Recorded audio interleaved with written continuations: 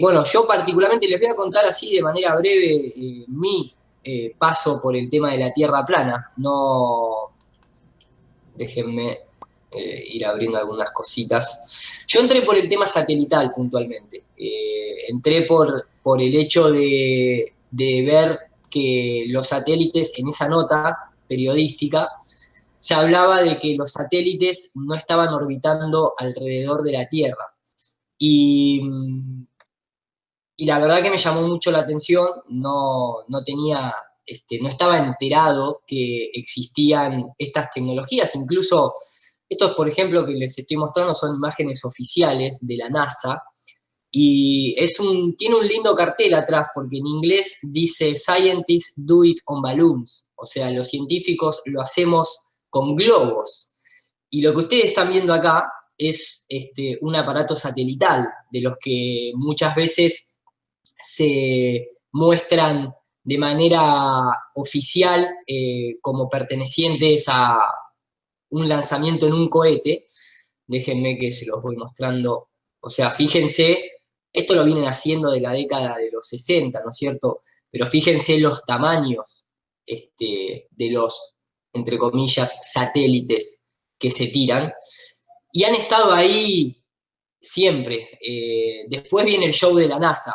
Discúlpenme la desprolijidad, estoy tratando de encontrar acá un par de... Les quiero mostrar bien para que vean de lo que estamos hablando, ¿no? Incluso también se caen, obviamente, no es solamente que quedan ahí arriba. Eh, Déjenme que voy a hacerlo de esta manera. Eh, a ver, acá vemos. ¿Sí? Estos son los aparatos, realmente los satélites, ¿no? En donde incluso está identificado telemetría, sistema de comunicaciones, la carga útil que se manda, y se tiran muchos desde la Antártida, se tiran muchos desde Australia. eh, Después el resto, hay un poco de show dentro del resto de lo que es el tema satelital, porque lógicamente dejan mucho dinero. Eso es algo que uno lo tiene que tener en cuenta, porque detrás de todo esto hay un gran negocio. La tecnología aeroespacial es un poco el nuevo mercado que abre oportunidades a enriquecerse, sobre todo cuando hablamos de países de primer mundo con respecto a países de tercer mundo. A nosotros nos venden la soberanía satelital. Argentina, de hecho, tuvo en varias oportunidades el lanzamiento de el ARSAT 1 y el ARSAT 2, en donde lo paga el pueblo. O sea, la realidad es esa, no es que son compañías privadas o emprendimientos privados. Cuando se habla de soberanía satelital, lo paga el pueblo. Y cuando yo les digo el tema de cómo se lanzan estos satélites, acá se van a poder hacer una idea, esto es oficial, esto es todo oficial de la NASA, y este tipo de cosas nunca se muestran en la televisión. O sea, a la hora, en los medios de comunicación, cuando se habla de tirar un satélite, viene el lanzamiento en el cohete, viene toda esa preparación, viene toda esa puesta en escena, pero este tipo de cosas ni siquiera se comentan, ¿no? No es que hay una noticia que dice, hoy vamos a lanzar un satélite desde un camión con un globo.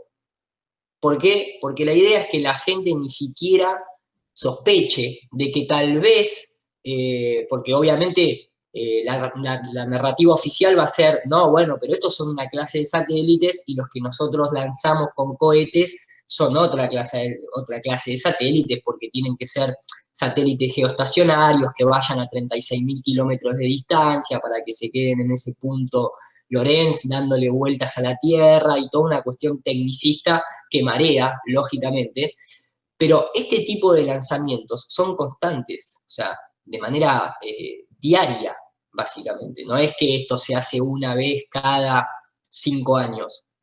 Esto es constante. De hecho, la NASA es el consumidor número 1 de helio en el mundo. Es la empresa que más helio consume y compra en el mundo, lo cual acá pueden ver tirándolos desde tierra. Estos son equipamientos súper pesados, por eso se tiran desde camiones. Estos no son globos de los meteorológicos, que se tiran equipamiento mucho más liviano, que se tiran diariamente, incluso hasta varias veces durante el día, porque se utiliza para sacar telemetría, para después proveer a los servicios meteorológicos, cuando supuestamente están los satélites ahí orbitando constantemente. Entonces, es un tema que abarca muchísimo dentro, porque es una conspiración realmente. De hecho, acá lo que ustedes pueden ir viendo es, fíjense, a medida que los satélites se van alejando, cómo uno los deja de ver. Y acá estamos hablando apenas de kilómetros. Mucha gente se confunde y dice, no, yo veo a la noche, veo satélites porque yo veo el puntito blanco que pasa por arriba mío. Es imposible ver un satélite desde la perspectiva que lo cuenta la narrativa oficial. Desde esa perspectiva de un satélite a más de 1000 kilómetros de distancia, que supuestamente lo ilumina la luz del sol y por eso uno ve ese puntito blanco moviéndose. No da lo que se llama la resolución angular, no da la distancia. Y esto fíjense que es oficial de la NASA, es del propio video de la NASA. Estos globos llegan a 40 kilómetros de altura. Fíjense que ahí ustedes ven el globo blanco, transparente, iluminado obviamente por la luz del sol. Esto está apenas a menos de 20 kilómetros en este momento, o sea, está un poco más arriba que un avión comercial. Y ustedes acá ya no le pueden ver ni siquiera el hilo ni la carga que está por debajo. Imagínense cuando esto llega a 40 kilómetros. Imperceptible. Acá, esto no sé si se llega a ver por la calidad tal vez del video, pero este puntito que está ahí abajo, ese puntito que está ahí, en realidad es eso que ustedes ven acá. Tiene el tamaño de un camión. Y sin embargo, cuando está a 20 kilómetros, 18 kilómetros de altura, ya ni lo ven. Entonces, imagínense tratar de ver un satélite a 1000 kilómetros de distancia. Es imposible. La realidad es esa. Y después, imagínense que este simple video de la NASA oficial, cuando llega al final, muestran esta pequeña filmación a 40 kilómetros de altura, y acá no hay curvatura. Esto es la Tierra en su esplendor, y mucha gente se confunde con esa línea de ahí atrás. Muchas veces la gente cree que ahí está viendo una curva y no un círculo. Y cuando uno se pone a ver un poco la óptica de cómo funcionan, porque lógicamente nosotros hemos ido, bueno, acá el globo después cae a tierra y se recupera, y esas son un poco las filmaciones que se muestran, ¿no? Y nosotros estamos todo el tiempo acostumbrados a lidiar durante año tras año tras año de nuestra vida con imágenes provistas desde el espacio de la NASA de una Tierra esférica, y entonces, claro, es muy difícil tal vez sacarse de la cabeza esa situación, porque lógicamente todo el tiempo a lo único que uno ve es una Tierra esférica constante, provista por los medios de comunicación de masas, por las películas, por Hollywood, por los noticieros, por la NASA. Es como que a mí, por lo menos, me sirvió mucho cuando yo dije, bueno, está bien, pero si la Tierra no es esférica, ¿cómo es la Tierra? Y hay mucha gente que ha tirado cámaras de altitud, yo estoy adelantando simplemente, y estos son varias compilaciones de videos. Y acá, por ejemplo, yo nunca en mi vida, hasta entrar en este tema, había visto una cámara de altitud como esta, donde se puede ver el sol y un reflejo cenital. Recordemos que en la ciencia oficial el sol está a 150 millones de kilómetros. Esto es imposible a 150 millones de kilómetros. O sea, la óptica no condice con esas medidas, con esas distancias. Ni hablar que bueno, acá cuando se van reventando y demás, ¿no? Pero digamos, también hay que tener en cuenta del estilo de cosas como que cuando esta no, déjenme, quiero ir poniendo algunas camaritas como para que ustedes vean.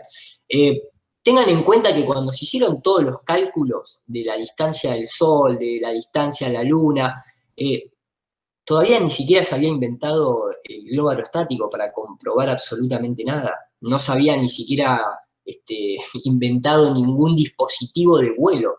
O sea, desde Copérnico, desde Galileo o desde Newton, tuvieron que pasar 400 años para poder más o menos tener un instrumento capaz de volar, ascender y ver si realmente todos esos cálculos coincidían con la realidad observable. Estamos hablando de varios siglos antes de que realmente se pueda determinar si había o no había curvatura en la Tierra, ¿no? Y obviamente nosotros hoy en día lidiamos mucho con esto, lidiamos mucho con efectos de cámara ojo de pez, en donde mucha gente que tal vez no está metida en el tema, no sabe muy bien lo que está viendo, si realmente a esa altura se debería ver de esta manera, o de esta, o de esta, o de esta, o de esta. Y acá no importa cuánto se asciende, el efecto siempre es el mismo.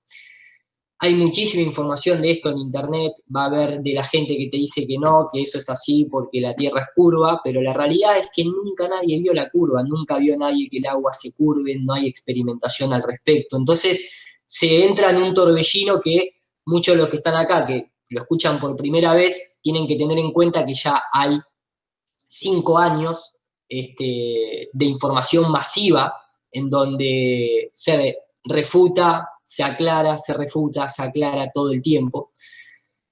Y yo por lo menos desde mi perspectiva, con respecto a las cámaras de altitud, porque a mí siempre me gustó tratar de desprogramarme, ¿no? Un clavo saca otro clavo, y lo primero que uno tal vez tiene que tratar de hacer es quitarse esa imagen esférica de la NASA, de una bola perfecta ahí flotando en el espacio y todo el tiempo, ¿no? Esta imagen de acá mostrándonos desde la supuesta Estación Internacional Espacial. Eh, Hay que estar constantemente lidiando con eso. Yo lo que pude ir determinando con el tiempo es un poco, déjenme que se los voy a poner acá, eh, un poco,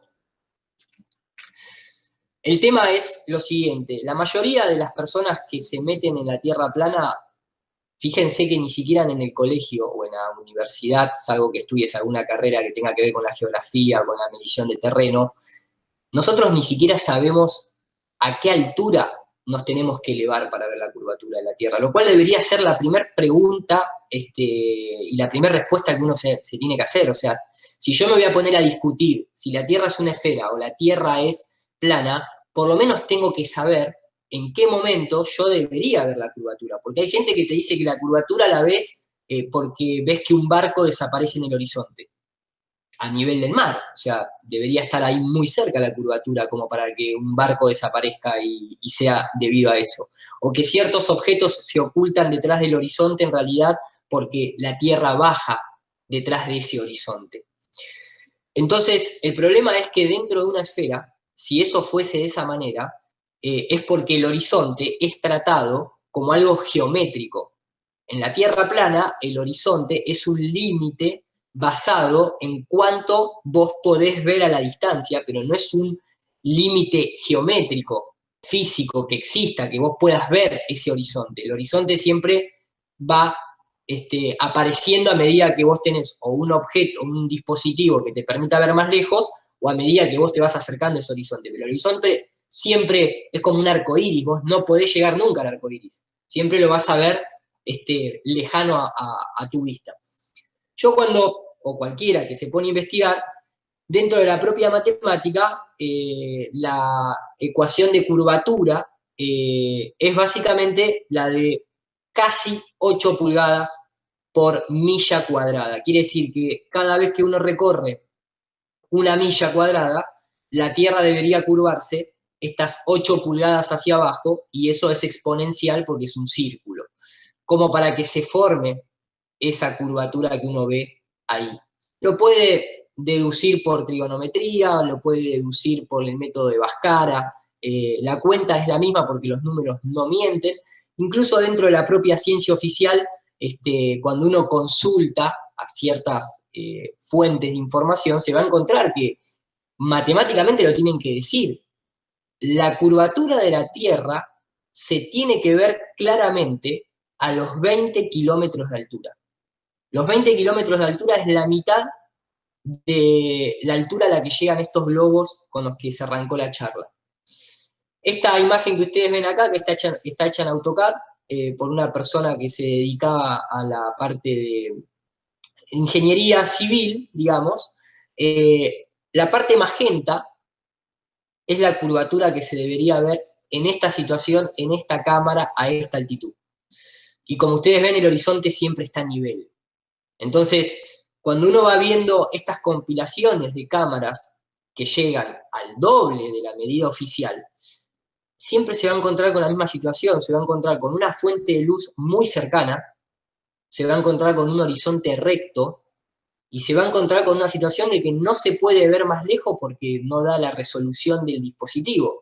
Incluso acá pueden ver imágenes que son reales, eso que ustedes ven ahí atrás, acá abajo, es un avión que está pasando y está dejando lo que se llama, bueno, hoy en día es un tema bastante discutido si es una condensación de vapor o es una condensación química, pero esto es una línea recta de varios kilómetros de distancia, cuando supuestamente debería ir siguiendo un poco la curvatura de la Tierra. Ahora, lo que sí a veces sucede es que, tanto cuando uno está, por ejemplo, en el mar abierto, o cuando está arriba de una montaña, o cuando está arriba de un avión, si las condiciones son bastante limpias, uno puede tener el máximo de visión. Y ese máximo de visión va a ser un círculo. ¿Por qué? Porque el ojo, al igual que cualquier lente, el ojo tiene esta forma, ¿sí? Tiene una forma cóncava, ¿bien? Perdón, convexa. Entonces, como el lente tiene esa curva, tiene esa panza, si las condiciones son buenas, lo máximo que vos vas a ver siempre es un círculo, pero no una curva. Y eso es lo que se va viendo, ¿no? Incluso esto está sacado de una página de ciencia que se llama OptiWiki, que sería como una Wikipedia, pero que toca todos temas de óptica. Está en inglés, pero acá ustedes pueden ver resaltado en rojo que dice justamente que siempre la imagen resultante, de manera obvia, va a ser circular. Esto es un poco el proceso de cuando se transforma una cámara que tiene un ojo de pez, se lo transforma en una cámara llamada rectilineal. Obviamente se venden cámaras ya rectilineales, pero todo esto se los muestro para que ustedes vayan haciéndose la idea de que siempre las lentes van a deformar y siempre las lentes van a finalizar en una imagen circular, pero no curva. Eso es otra cosa totalmente distinta. Acá se pueden ver imágenes en donde el globo está lanzado de noche, se ve la fuente de luz en la lejanía, algo que no debería suceder en una tierra esférica. Y estas son todas cosas que ni se tocan en los noticieros o en los programas de ciencia. Nadie va a prender la televisión y se va a encontrar con History Channel o con Discovery Channel mostrando nada de todo esto. Esto es una cámara, incluso ustedes van a poder ver cómo las nubes cambian de forma, como en la vida real, algo que nunca se ve en los videos de la NASA. El horizonte totalmente recto, y acá estamos hablando de distancias de varios de cientos de kilómetros.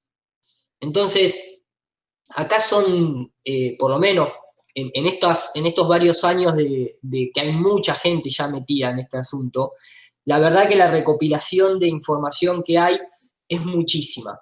Y cuando uno eso lo pone en una balanza, para justamente, bueno, esto también en Estados Unidos y en varias partes del mundo sale ya en los noticieros, de alguna manera ridiculizando, pero no pueden dejar de hablar del tema porque se ha hecho una situación mundial. Esto, ustedes acá pueden ver el subtítulo, pero es constante. No sé si ustedes han tenido la posibilidad incluso de ver a los presidentes tratando de desprestigiar el tema de la Tierra plana. Entonces, uno tiene que hacerse esa pregunta. O sea, ¿qué interés puede tener Obama en aparecer más de 6 veces diciendo que la Tierra es redonda en pleno 2017? Eso supuestamente es algo que ya estaba desde hace 500 años, se sabía que era redonda. ¿Por qué este tema vuelve a aparecer ahora?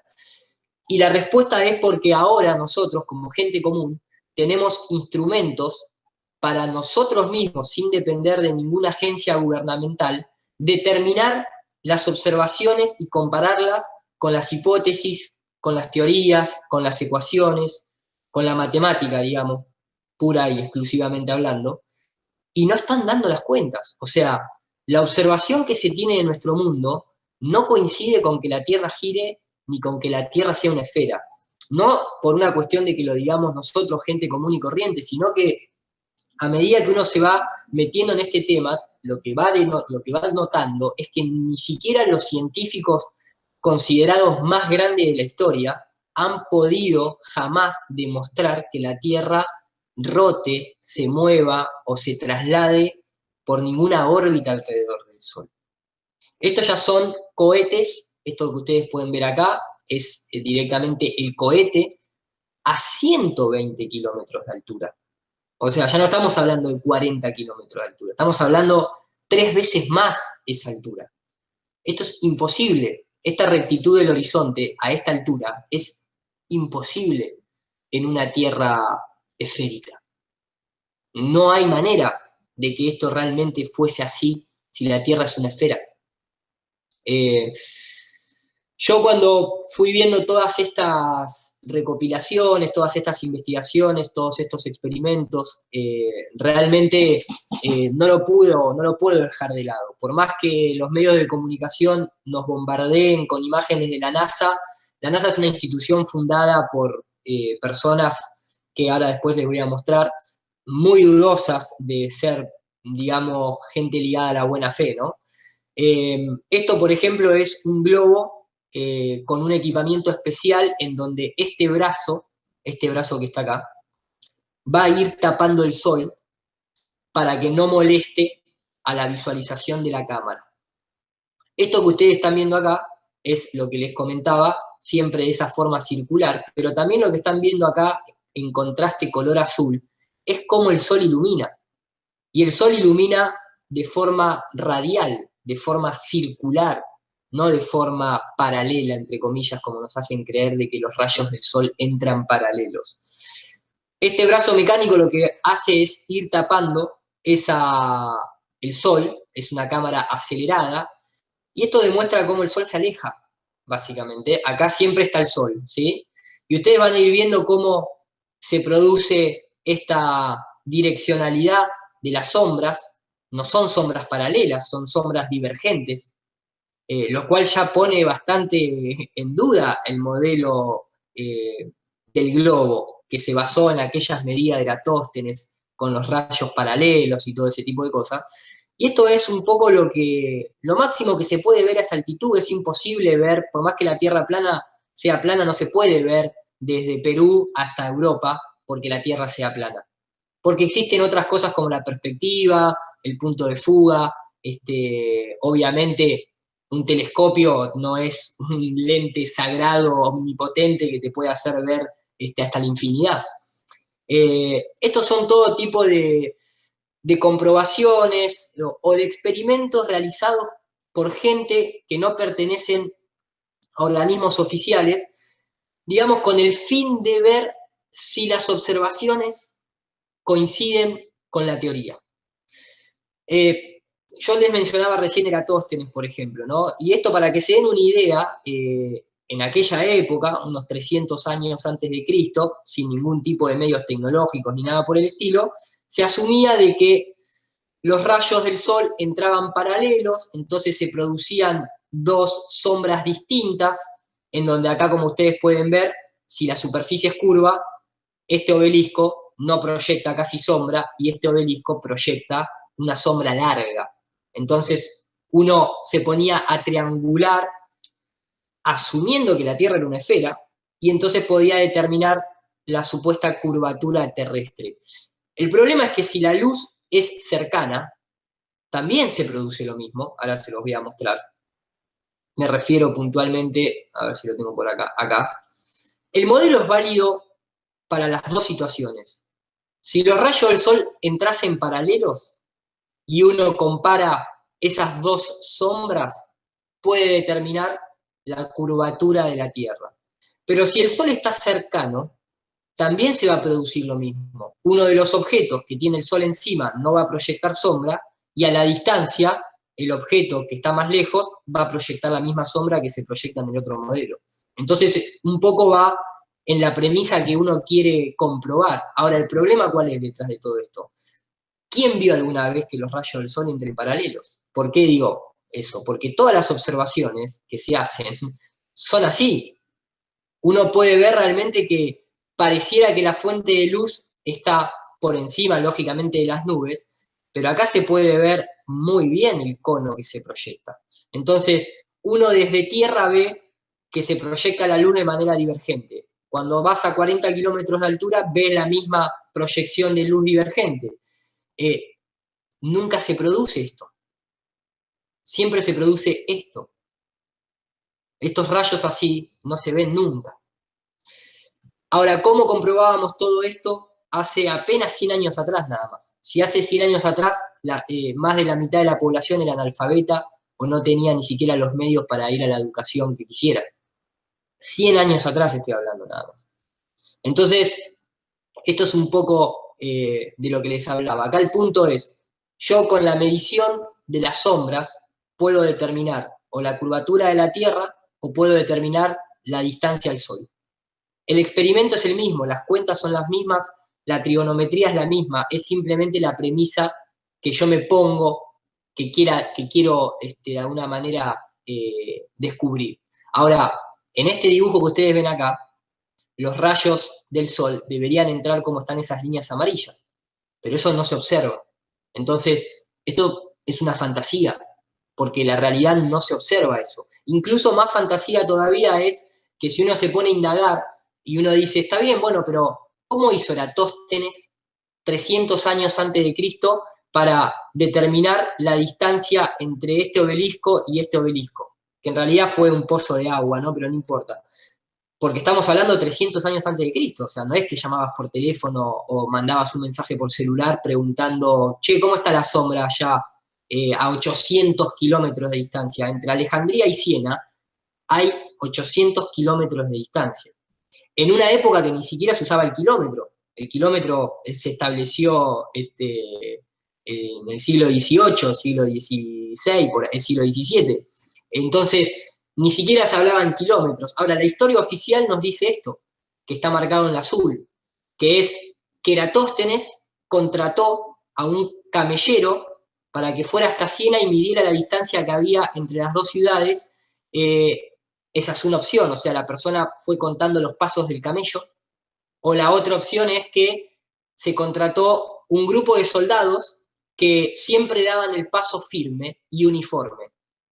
Y yo digo, ¿quién se puede creer eso a nivel académico? O sea, ¿realmente nos podemos creer que una persona comprobó 800 kilómetros de distancia porque contrató a un grupo de personas de un ejército que contaron los pasos durante 800 kilómetros? Y esto, obviamente, en una universidad no te lo van a contar. Directamente dan por sentado que el cálculo de Eratóstenes es correcto y que todo funciona de manera perfecta, y nadie te va a decir, bueno, no, en realidad la distancia, nadie sabe cómo sacó la distancia. Y eso va un poco de la mano de lo que se nos va ocultando constantemente. Esto no es lo único que tal vez no te cuentan a nivel universitario. Por ejemplo, si uno va a la cosmología antigua, todas las culturas creían que la Tierra era plana. No es que esto es algo que surge ahora. Nosotros ahora nos estamos dando cuenta, tal vez, de lo que siempre fue. Mayas, hindúes, nórdicos, egipcios, incas, aztecas, griegos, inclusive los griegos mismos, todos creían que la Tierra estaba fija, que era el centro del universo y que era plana. Salvo nuestra generación actual, a partir de 1960 en adelante, comienza a tener de manera totalmente irrefutable que la Tierra es una esfera. pero la realidad es que siempre fue plana. Incluso mucha gente se ríe porque cuando uno se pone a hablar de la Tierra plana, lo primero que te dicen es, ¿y qué? Hay una tortuga abajo y está sostenida por elefantes.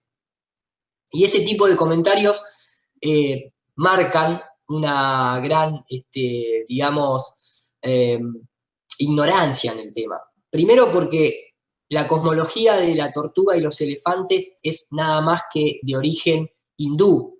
Las demás culturas, como ustedes ven acá, la inca o los mayas o los nórdicos, no ponen tortugas abajo, de hecho ponen un gran árbol abajo. La tortuga nada más es de la cosmología hindú, pero tampoco te la dicen completa, porque te hablan de tortugas, te hablan de elefantes, pero nadie te dice que está cerrada por una serpiente en la propia cosmología hindú. Y eso tiene todo un significado, porque cuando uno se pone a ver un poco las imágenes, lógicamente lo que va a concluir es que los elefantes significan pilares, los pilares por donde la tierra está apoyada, lo hablan en todas las culturas religiosas, y además genera firmeza, la tierra está firme. La tortuga, lógicamente, denota quietud, estabilidad, y denota el movimiento del éter, porque es una tortuga de agua, no es una tortuga de tierra la que está puesta. Y la serpiente, que es color verde y ondulea, lo que nos está diciendo es que estamos encerrados por un campo electromagnético, que uno lo puede ver en lo que son las auroras boreales, tanto en la parte nórdica como en la parte sur. Entonces, yo siempre lo que le pregunto a la gente que sale con este tema es si vamos a hacer esta clase de juicio de valores, de decir, hay una tortuga con elefantes, yo me pregunto si uno sabe, por ejemplo, si yo les digo a ustedes, ¿alguien conoce que existe la constelación de Leo o de Escorpio? Levante la mano si alguien escuchó hablar alguna vez de esa clase de constelaciones. ¿Alguien le escuchó? Sí, bien. Perfecto, ¿no? Porque son las 12 constelaciones del zodíaco. Ahora la pregunta es, ¿ustedes alguna vez vieron al león en el cielo? ¿O vieron una serie de puntos que imaginariamente nos dicen que es un león? Porque esta es la constelación de Escorpio. ¿Ustedes ahí ven un escorpión? Eso es una serie de puntos que realmente hay que tener bastante imaginación como para decir que eso es un escorpio, ¿no? Un escorpión. Ahora, los astrónomos modernos te dicen, claramente, eso es la constelación de Escorpio, pero ahí no hay un escorpión. Entonces, si nosotros vamos a poner ese tipo de pautas ridículas de no saber interpretar lo que significa una serpiente, una tortuga y un elefante, pero sí se va a avalar a rajatabla de que ahí hay un escorpión en el cielo, ahí es donde empieza la disonancia cognitiva, porque la astronomía moderna utiliza ese tipo de conceptos también para comunicarse entre ellos. Esto es simplemente una forma de contar una historia. Es simplemente cuando uno dice el Cordero de Dios que quitas el pecado del mundo, yo no soy católico, ni soy religioso, en base a todas estas cosas que llevo investigada, entiendo que las religiones están bastante corruptas, pero cuando se habla del Cordero de Dios, es el ciclo donde está Aries, donde está el Cordero, donde está el carnero en el cielo. Y cuando se habla de Jesús, se habla de la era de Piscis. Y cuando se habla de Tauro, es el toro. Y constantemente son simples alegorías, son formas de contar una historia. Es algo que incluso en varias religiones siempre se habla de no adorarás imágenes. Y sin embargo, lo primero que el hombre hace es hacer una imagen, automáticamente. Y cuando uno tal vez mira el cielo, no solamente cuando mira el cielo, incluso también cuando tal vez habla de los días, incluso de la semana, uno no se da cuenta que constantemente estamos invocando dioses creados. Cuando uno habla de los días de la semana, déjenme que se los muestro acá, son los mismos dioses paganos que se adoran desde que Roma existe. Sunday es el día del sol, Saturday, que es el sábado, es el día de Saturno, Venus es el viernes, Júpiter el jueves, Mercurio el miércoles, martes Tuesday hace obviamente invocación a Marte de forma directa, y los lunes es el día de la luna. Entonces, todo este tipo de situaciones hay que contemplarlas, porque incluso hay un gran banquero bastante corrupto, que fue uno de los principales en desprestigiar y hundir a Tesla, a Nikola Tesla, que hoy en día siguen operando como cualquier persona en las situaciones bancarias, ¿no? Que es la familia de los JP Morgan. Y los JP Morgan tienen una frase que dice justamente: los millonarios no usan la astrología, pero los billonarios sí. ¿Por qué? Porque todas esas familias, todas esas élites utilizan la astrología, porque es la única manera de entender por qué hay ciertas energías que benefician en determinado momento a el plano en general, no al ser humano solamente, sino, digamos, nosotros cuando vemos las constelaciones tienen una finalidad, que es orientarnos. Uno puede utilizarlas, por ejemplo, cuando navega en el mar, para orientarse en el mar, pero también la astrología te puede orientar a nivel espiritual, por eso una carta natal es muy positiva cuando te la hacen bien, porque te orienta en tu encarnación, en lo que viniste a hacer en esta encarnación puntualmente, y obviamente también te orienta, por ejemplo, cuándo cosechar, cuándo cultivar. Entonces, esas son señales en el cielo que están hechas para marcar ciclos. El sol que se mueve marca el día y la noche, la luna, las estrellas, el firmamento. Esas son cosas que tienen una utilidad real. Pero esa utilidad real no es nombrar las estrellas, porque la palabra astronomía es el nombramiento de las estrellas y astrología es el estudio de las estrellas.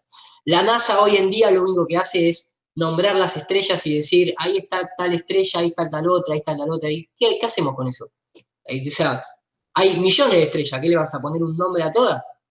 O sea, si siempre vemos las mismas, y las que tienen influencia son las que desde la antigüedad misma se vienen estudiando. Entonces, digamos que el tema es un tema muy abarcativo, involucra muchísimo, pero hoy en día lo que nosotros, por lo menos a mí lo que siempre me gusta ver es el hecho de que a nosotros nos han metido a darle vueltas a un sol que no es de alguna manera nuestro sol. Que nosotros nos hayan dicho que le damos la vuelta al sol, cuando todos los días todos nuestros sentidos nos van a decir lo contrario. O sea, acá no hay ninguna persona que haya visto ni que el sol ni que la luna sean de distinto tamaño, y ninguno de nosotros puede determinar si nosotros le damos la vuelta al sol o es al revés, pero la realidad es que si uno levanta la cabeza, lo que va a ver es que se mueve lo que está arriba, y nosotros abajo estamos quietos. Después uno puede creer en la teoría de la relatividad y creer que en realidad es al revés, pero ni siquiera ellos lo pueden comprobar. Entonces, cuando a nosotros nos dicen simbólicamente que le damos la vuelta al sol, lo que nos están diciendo simbólicamente es que nosotros le damos la vuelta al Dios con el que ellos operan, que en este caso, al igual que en todas las demás religiones, siempre es el mismo Dios solar. Es un culto solar. Lo pueden ver en la iglesia, tal vez en la religión católica es lo más evidente de todo, porque es la religión dominante y es la que creó el heliocentrismo. Pero en otras culturas, en otras religiones, también se puede ver constantemente una adoración al dios solar. Lo que pasa es que muchas culturas yamánicas, sobre todo de lo que es Sudamérica y Latinoamérica, tenían una jerarquía un poco más equitativa, o sea, no era que adoraban al sol, sino que adoraban al sol, pero también adoraban a la luna y también adoraban a la tierra, y de hecho, esta imagen que yo les estoy mostrando, esto es luciferismo y satanismo a la máxima expresión. ¿Por qué? Porque en realidad es la tierra la madre de todos nosotros. O sea, si no existe la tierra, no existe el sol, no existe la luna, no existen las estrellas, no existe el agua, no existe nada de todo eso, si no existe la tierra. Lo que sucede es que el heliocentrismo, con la teoría del Big Bang, lo que te van a decir es que en realidad es todo al revés. En realidad primero existió el sol, y después vino la Tierra que se formó por la gravedad y se acumuló el polvo estelar y se terminó formando esto y salimos nosotros, sin ningún tipo de evidencia, sin ningún tipo de experimentación científica, ni comprobación científica, ni nada por el estilo. De hecho, la teoría del Big Bang, ¿cuántos de los que están acá saben quién creó la teoría del Big Bang? Levante la mano, por favor. Acá hay un muchacho que ha levantado la mano. ¿Quién creó, maestro, la teoría del Big Bang? ¿Cómo se llama? El sacerdote Exactamente. George Lamaitre, exactamente. Y sin embargo, usted, a ver, te pregunto a vos, ¿ya venías con el tema un poco de la Tierra plana o lo sabés por otro motivo? No, la verdad es que sí, la verdad es que sí. Sí, ya habíamos hace buen tiempo. Pero antes de acceder al tema de la Tierra plana, ¿vos hubieses pensado que había sido un sacerdote jesuita el que creó la teoría del Big Bang? De ninguna manera, más bien. Yo de hecho, más bien estaba bastante en la ciencia y de ninguna manera se me hubiera ocurrido. A mí tampoco. De hecho, les voy a mostrar algunas imágenes, porque esas son cosas que, ¿por qué nos enseñan en el colegio o en la universidad? Obviamente que si estudias astrofísica, depende el profesor que te toca, te lo va a comentar por arriba, pero inmediatamente va a saltar a los nombres de las personas del siglo XX, de 1950 para adelante, y te va a empezar a nombrar a Hubble, y te va a empezar a nombrar a Stephen Hawking, y te van a nombrar a otros como supuestos autores o coautores de la teoría del Big Bang, pero la realidad es que la teoría del Big Bang fue creada por un jesuita.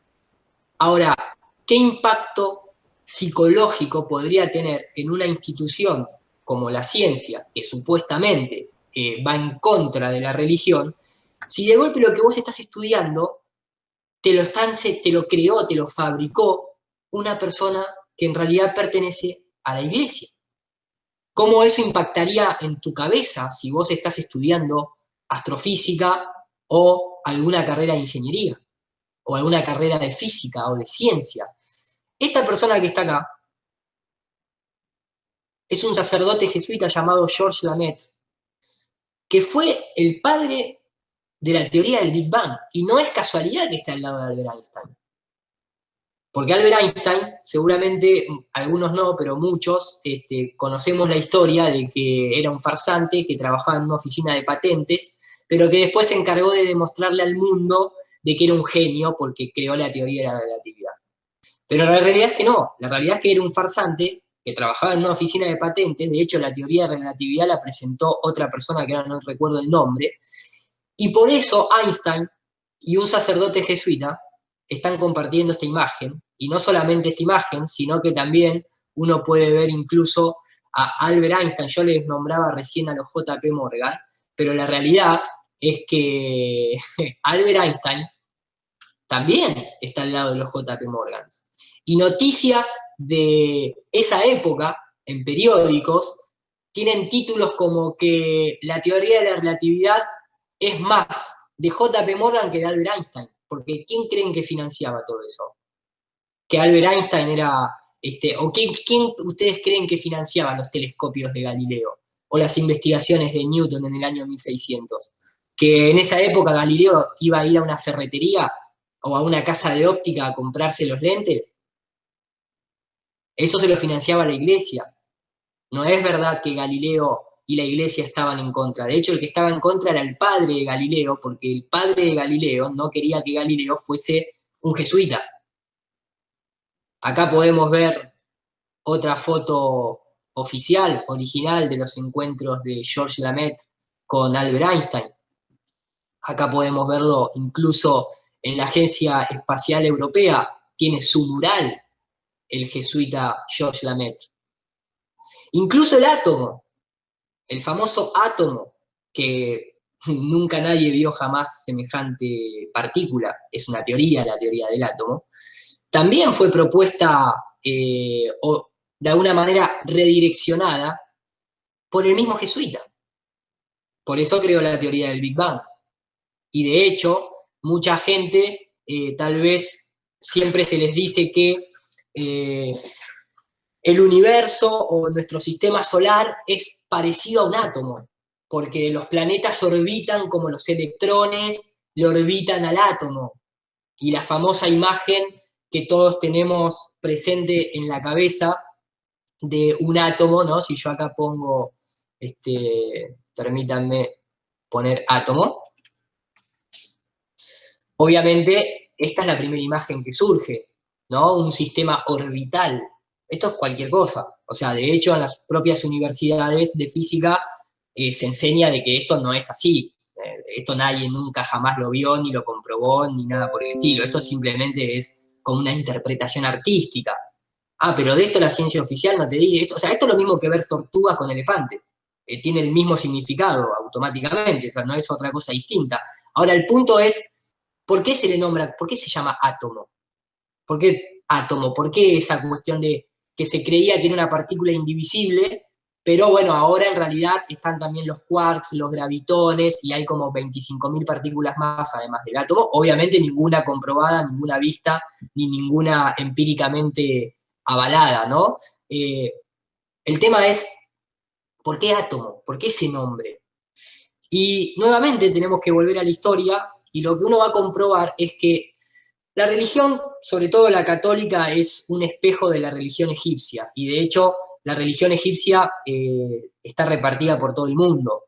Cuando uno ve un obelisco en cada capital del mundo, sobre todo de lo que es Occidente, automáticamente tiene que entender de que ese país, la gente que lo gobierna, pertenece a la Iglesia, al Vaticano. Por eso el Vaticano también tiene un obelisco, ni bien entras en la plaza principal.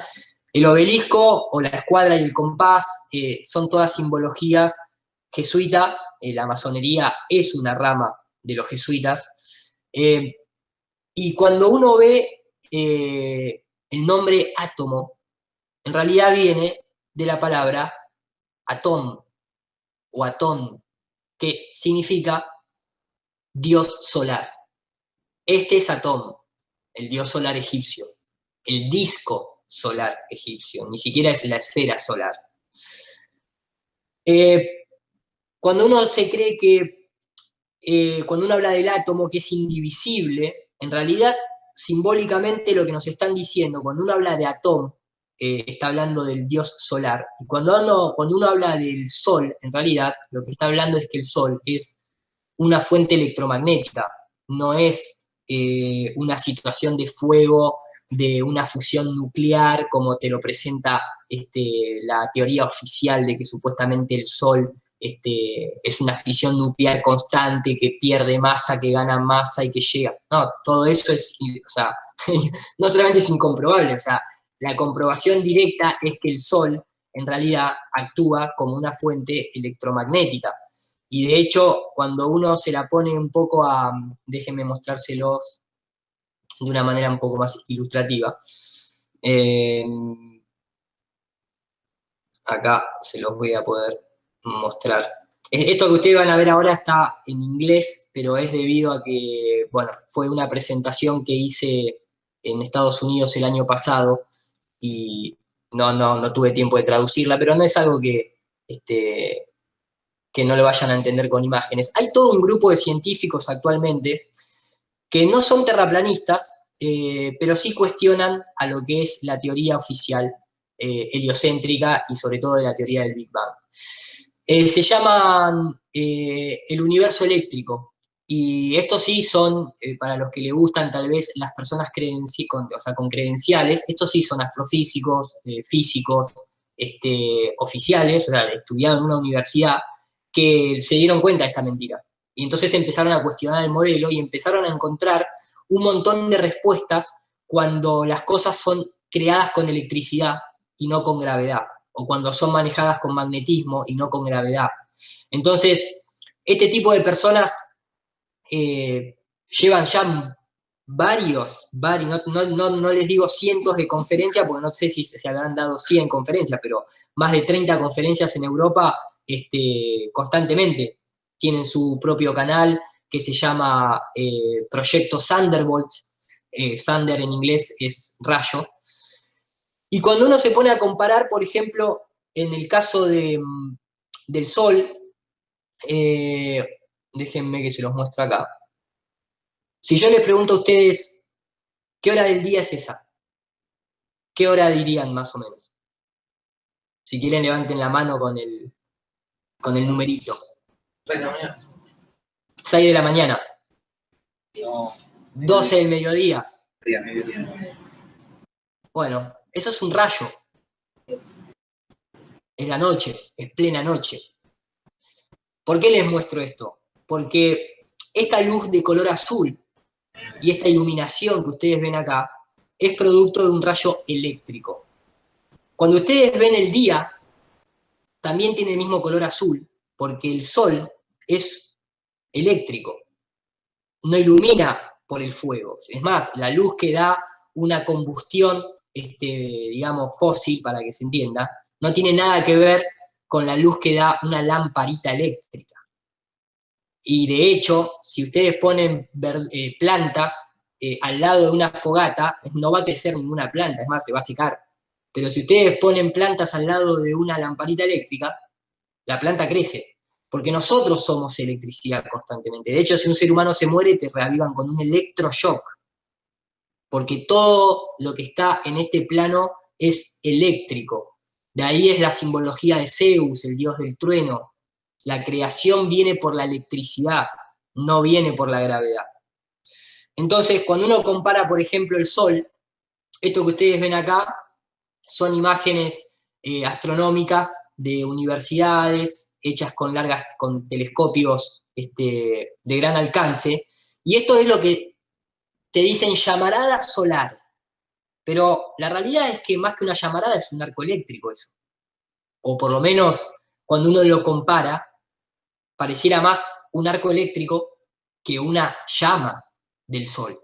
De hecho, nunca nadie vio una llama en el Sol. Cuando ustedes ven el Sol de forma, cuando uno va a la observación, el modelo es eléctrico. Constantemente todo refiere a un sistema como Nikola Tesla y como muchas otras personas de la ciencia siempre han descrito. Lo que pasa es que todo esto también involucra la presencia del éter. Y eso para la ciencia oficial es un gran problema, porque si existe el éter, entonces existe un marco de referencia en donde la Tierra tiene un lugar privilegiado y somos el centro de la creación. De hecho, acá se pueden ver, ¿no? La física oculta del éter, libros escritos por científicos que hablan de ello, y toda esta transmisión que se da por el aire, no es que se da solamente por el aire, en realidad se da por el éter. De hecho, hay muchas de estas cápsulas que están acá, que ustedes pueden ver un sol en miniatura, o esto, que es plasma, no hay presencia de aire, está en una cámara de vacío. Lo que hay es presencia de un campo que todo lo permea y que se llama éter, porque de ahí viene la palabra eterno, o internet, ethernet. Todo lo que simboliza una comunicación etérea viene del éter, justamente. Entonces, incluso, por ejemplo, cuando uno ve cosas como la Luna o los cráteres en la Tierra, no son productos de meteoritos, son productos de campos eléctricos. Esto que ustedes ven acá arriba a la derecha es, en escala, en laboratorio, electricidad inducida a, a materiales de tierra, digamos, ¿no? Como para que se entienda a lo que voy. Y fíjense cómo se forman cráteres iguales que los que están en la Luna, por ejemplo. O más que cráteres, ese tipo de formaciones o de elevaciones. La teoría oficial dice que la Luna recibió cientos de impactos de meteorito, pero ninguno ve un impacto de meteorito de forma dejando un surco. Todos los impactos de meteoritos son todos rectos. Entonces es medio extraño, no tiene mucho sentido en un modelo heliocéntrico en donde los meteoritos vendrían de todos lados, que formen ese tipo de cráteres. Incluso desde siempre lo que se ve es este tipo de fenómenos en el cielo. Eso que ustedes están viendo ahí, llamado meteorito, es un arco eléctrico. De hecho, ahora lo van a poder ver, este está en otro primer plano, y van a poder ver todo ese efecto de hilos ahí. Eso que está ahí, eso es electricidad, como se ve acá. todos los fenómenos que se ven en el cielo son todos eléctricos.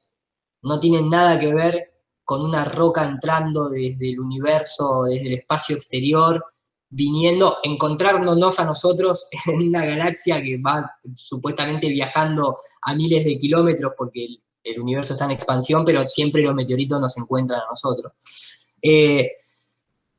Recientemente la ciencia oficial, incluso estudiando el cielo, ha descubierto otro tipo de rayos, que son estos que están acá, que se llaman, le han puesto el nombre de espíritus.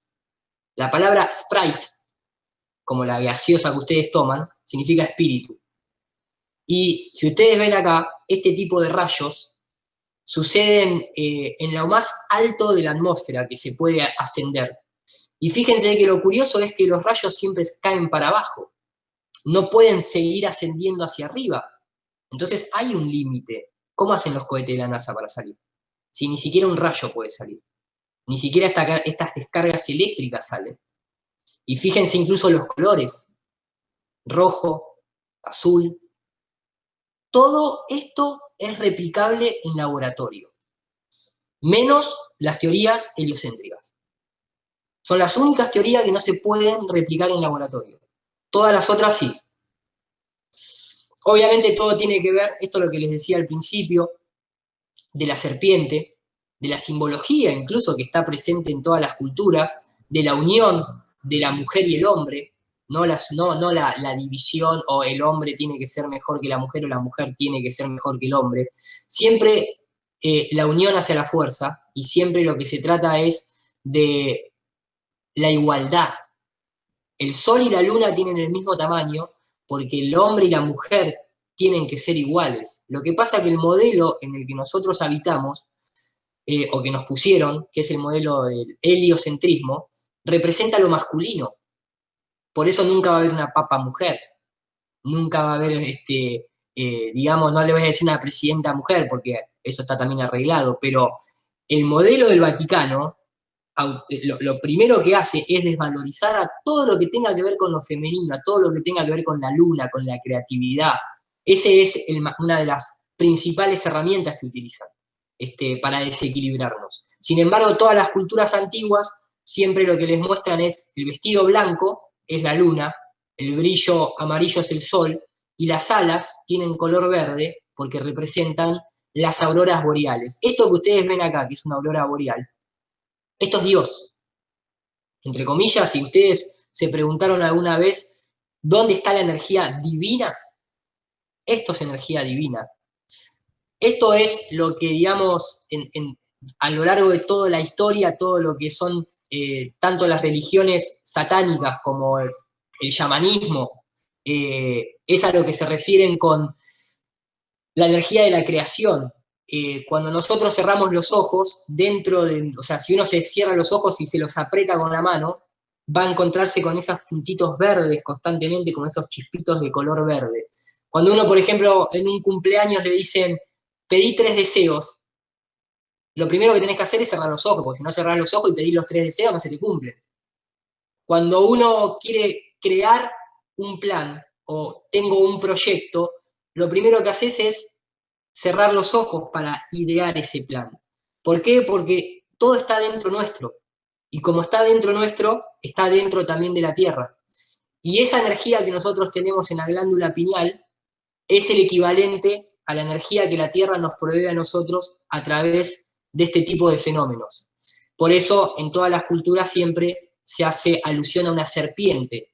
La serpiente es color verde y se mueve como una aurora boreal. Lo que pasa es que todo eso después fue un poquito tergiversado y cuando entró en manos del Vaticano y ese tipo de instituciones, todo eso un poco se pervirtió. Pero como se dan cuenta, no los quiero tampoco bombardear con información porque da para mucho. El tema es muy amplio. No es una cuestión de si la Tierra es plana o es esférica. Es entender de que vivimos en un sistema de esclavitud total y que la principal herramienta que el sistema tiene para esclavizarnos es meternos en una bola giratoria y desvalorizarnos diciéndonos que somos un granito de arena en el medio de miles de millones de galaxias y que nadie sabe por qué estamos acá. Eso es un poco la generalidad del tema. Como ustedes, si ustedes están viendo acá, fíjense las diapositivas que van pasando, van desde cómo se fabrican las imágenes satelitales, la falsedad de la NASA, la mecánica de los fluidos, como el tema del agua, quién creó la famosa luna que se mostró por televisión, la actualidad hoy en día del engaño de la estación espacial, cómo se crea esa falsa gravedad. Es un tema que realmente abarca muchísimo cómo funcionan los satélites, ya más o menos se los comenté al 3% de lo que realmente, de cómo realmente funcionan. Es un tema ya de 5 horas solamente explicar cómo funcionan las telecomunicaciones. Pero acá un poquito es la comparativa. Del lado izquierdo es el show, del lado derecho es la realidad. Eso es. Es más, ustedes tienen el Chasqui 1, si no me equivoco, ¿no? ¿Han festejado el lanzamiento del Chasqui 1? Sí, sí, sí. ¿Cuándo fue? Hace 2 años, creo, ¿no? ¿2 años? ¿El Chasqui 1? ¿El satélite que mandaron? El Chasqui 1. Sí. El Chasqui 1. ¿Ustedes vieron cómo lo lanzaron, el Chasqui 1? ¿Alguno levante la mano si alguno vio cómo se lanzó el Chasqui 1? ¿Alguien vio? Nadie. Nadie vio cómo se lanzó el Chasqui. Yo se lo voy a mostrar ahora, el Chasqui 1. Humala, el presidente que está en la cárcel ahorita. Está en la cárcel ahora el presidente. Bueno, me imagino que esto debe tener algo que ver. Este es el Chasqui 1, gente. Universidad Nacional de Ingeniería. Obviamente no creo que las personas que pertenecen a esta universidad tal vez estén al tanto de todo esto, lo hacen de buena fe. Así les tiraron a ustedes, este es el Chasqui 1. Es un astronauta en una especie de fondo negro con una bola brillante ahí de fondo, que no se puede saber muy bien de qué es oficial de la NASA, ahí pueden ver el logo de la NASA. Y así, ese es el Chasqui 1 ahí, lo tiraron con la mano. Eso que está ahí es el Chasqui 1. ¿Ustedes creen que esto realmente es para respetar a estas instituciones? Y ahí estaba la gente viéndolo desde la universidad, obviamente, contenta, aplaudiendo y festejando. Pero lo estaban viendo en vivo. Le pusieron un satélite en órbita con la mano. O sea, Bravo. si yo realmente, viste, o sea, el costo de los satélites, ¿no? Ahí va, mirá. Vos decís, ¿y en qué momento se estabiliza eso? Porque, o sea, no tiene ni motores como para estabilizarse, o sea. Y ahí está ese es el Chasqui 1. Y así están todos los países de Latinoamérica, no se sientan disminuidos tecnológicamente. En Argentina también se hace lo mismo con los nanosatélites. Obviamente el ARSAT 1 y el ARSAT 2 requirieron otro nivel de show, porque si no, tal vez se hubiese armado, con los valores que pasaron, se hubiese armado un poquito más de problemas. Pero los satélites, acá lo pueden ver, esto es en 1950, los militares empujando a mano, en ese momento, fíjense cómo se abren y lo empujan, y lo tiran empujándolo mientras que van corriendo. Lo único que cambió de 1950 al 2018 es que ahora lo hacen con un camión. Pero después viajaban con aviones y rescataban los satélites mientras que todavía estaban volando. En el 2018, o sea, 60 años de ingeniería y siguen tirando los satélites con globos. ¿Qué está pasando? Incluso algunos, como muestra acá el noticiero, por los vientos de gran potencia, ni siquiera pueden llegar a despegar. Fíjense cómo se lleva puesto todo lo que está ahí atrás, casi mata gente. Estamos hablando, esto tiene el tamaño de una camioneta. Volando a 80 kilómetros por hora, se va chocando todo. Misiones espaciales actuales, en donde supuestamente se pone un telescopio en órbita. Miren lo que es el telescopio. Y vos decís, pero ¿no está el Hubble? ¿No está el Spitzer? ¿Dónde están todos los telescopios que la NASA tiene?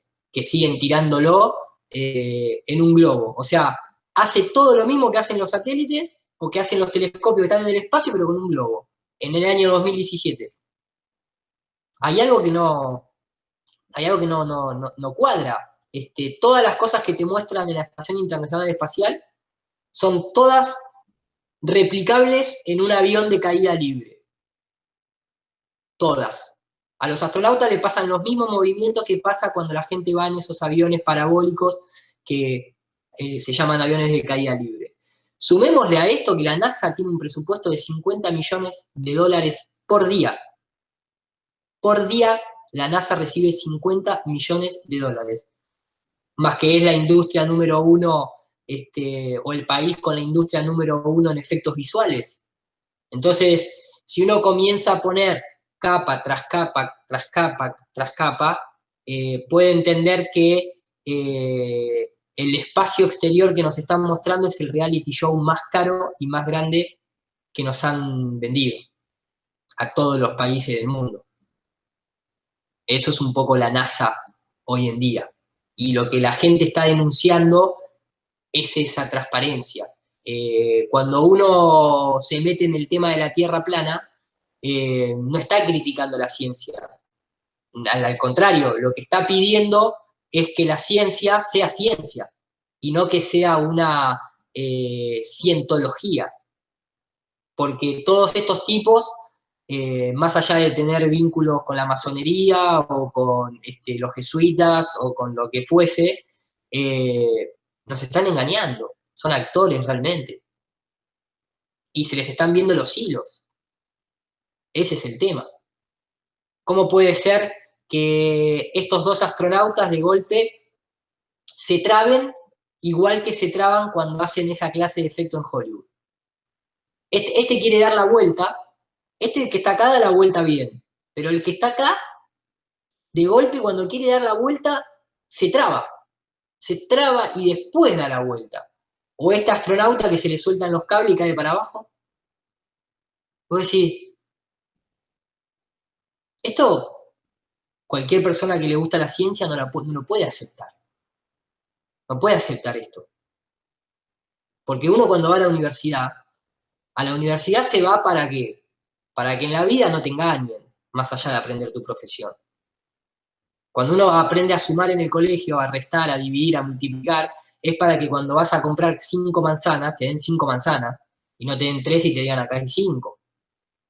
Entonces, el 100% no, pero el 98% de la gente que se vuelca al terraplanismo somos todas personas universitarias, o por lo menos escolásticas, con un nivel de educación como el que tiene el resto de las personas. Entonces, puede haber gente que sepa más o sepa menos de matemática, pero esto es sentido común.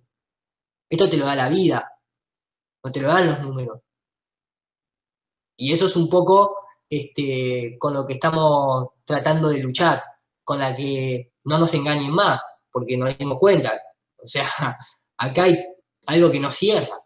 Sobre todo, contradice cualquier tipo de sentido o experimentación que nosotros vivimos en el día a día.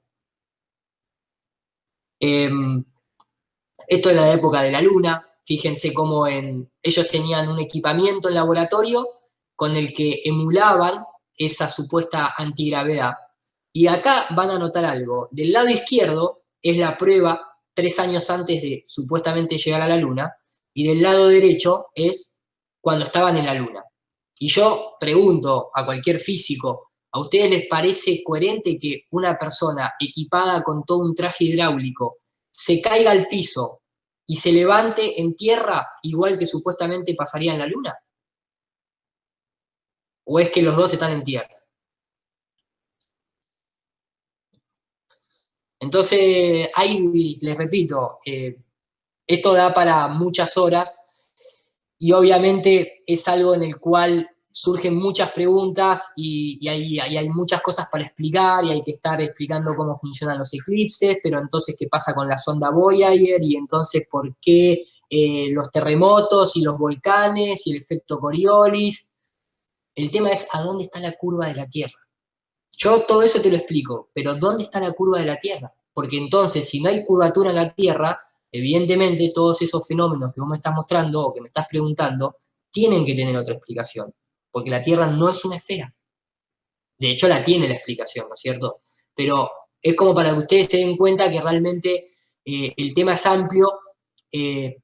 Tal vez no se necesita ser un genio ni ser un matemático para darse cuenta que la Tierra es plana, ¿eh? Mirando el agua en un vaso y comparándola con grandes océanos, te vas a dar cuenta de que el agua siempre busca su nivel y siempre está plana. Entonces, después de ahí queda en cada uno interiorizarse y de manera tal vez deportiva decir, bueno, me gustaría saber cómo funciona esto en el modelo de la Tierra plana.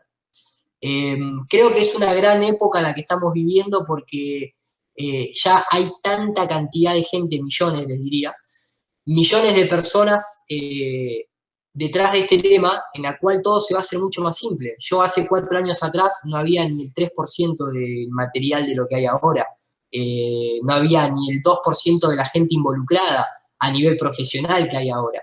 Yo sigo muchos canales norteamericanos y ahí están las cosas un poco más avanzadas, lógicamente, y realmente las entrevistas que hacen, donde participan militares, ex empleados de la NASA, realmente dan testimonio de cosas que son increíbles. Lo hacen con algunos con seudónimos, otros dan el nombre y apellido. Eso también implica un poco el nivel de cómo se persigue a la gente que piensa que no estamos en una esfera. Y vos decís, ¿por qué esta persecución a los que creemos que la Tierra es plana? Porque lo vemos todos los días. O sea, la gente que habla de Illuminati, de unicornios de colores, o de aliens, o de naves extraterrestres, nadie le dice nada. Y nunca se presenta en prueba. Pero cuando hablas que la Tierra es plana, la gente se altera, se enoja, se pone mal. Yo ahora en una semana viajo a Inglaterra a una conferencia, la primera conferencia que se va a hacer en Inglaterra sobre Tierra plana, y estaba justamente armando las placas que voy a llevar, y hoy en día, para que se den nada más que una pequeña idea, hoy en día en YouTube nada más, no en otro medio de comunicación, solamente en YouTube hay 20.200.000 videos subidos de Tierra plana. 20 millones de videos de Tierra plana, en los que hay tierraplanistas y otros videos que están asociados en los que se intenta desmentir a los terraplanistas. Si yo pongo acá en los resultados de Google, busco la tendencia de calentamiento global, no llega ni a un cuarto de eso. Si pongo la palabra Illuminati, no llega ni a la mitad de lo que genera la Tierra plana.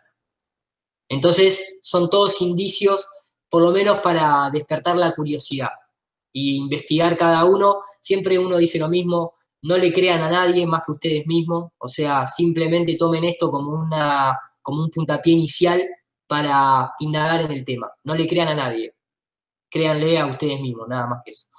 Realmente son 500 años de engaño, digamos, subvencionados y financiados por la élite misma, y entonces nosotros como personas comunes no podemos pretender tener todas las respuestas en 5 años. Menos que ninguno cuenta con un presupuesto ni con ningún financiamiento, digamos, de ninguna institución. Entonces todo esto es muy a pulmón, pero no tenemos nada que ocultar, ni reconocer en que uno puede estar equivocado en una cosa o en otra. La ciencia oficial no puede demostrar que la Tierra sea curva. Si no, depende de una imagen digital de la NASA, que como ustedes están viendo el fondo, esta que está acá está hecha por mí en 1 hora y media. O sea, sin la NASA no se puede demostrar que la Tierra es una esfera, o sin ninguna agencia espacial, digamos. Y eso no es ciencia. La realidad es que eso no es ciencia. Más que la propia NASA nos dice que las imágenes son hechas de manera digital. La propia NASA lo tiene que decir. Entonces, la idea es presentar un poco esa perspectiva, ¿no? De que el debate tiene que estar abierto, que la ciencia crece cuando se hace escéptica y no cuando se hace creyente. Sobre todo que si hablamos de que nosotros le creemos a la ciencia, estamos hablando de que le estamos creyendo a este tipo de ciencia. Esto es en Brasil. O a este tipo de ciencia. ¿Por qué todos los astronautas son masones? ¿Por qué? ¿Por qué todos los grandes supuestos científicos están al lado de jesuitas o de banqueros?